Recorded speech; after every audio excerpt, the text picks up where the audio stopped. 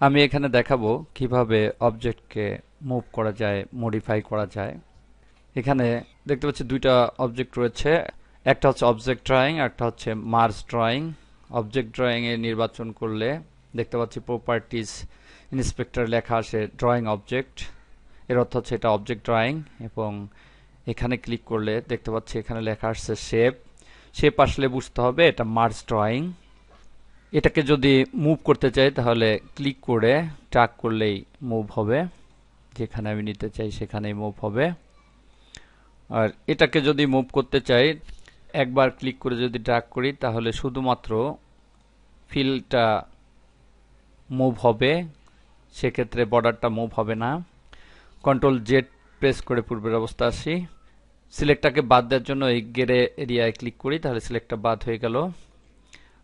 যদি বর্ডার সহ নির্বাচন করতে চাই তাহলে এর উপর ডাবল ক্লিক করতে হবে, তাহলে দেখতে পাচ্ছি বর্ডার সহ নির্বাচন হয়েছে এবং এভাবে মুভ করা যাবে। যদি এর ফিল কালারটাকে চেঞ্জ করতে চাই তাহলে এখানে ক্লিক করে এখানে দেখতে পাচ্ছি ফিল কালার রয়েছে, এখান থেকে ফিল কালার পরিবর্তন করে দেওয়া যাবে। আবার যদি বর্ডার কালারটাকে পরিবর্তন করতে চাই তাহলে বর্ডার কালারটা নির্বাচন করে এখান থেকে বর্ডার কালারটা নির্বাচন করে দেওয়া যাবে।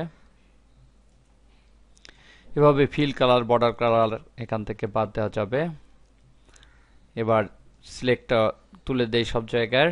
যদি রিশেপ করতে চাই তাহলে মাউসটা এর মুভ করে এর উপর নিলে দেখাচ্ছে মাউসের পিছনে একটা অ্যারো চলে আসছে। এভাবে ক্লিক করে ড্র্যাগ করলে এটাকে রিশেপ করা যাবে, যেভাবে যেখানে নিতে চাই সেই অবস্থায় রিশেপ হবে।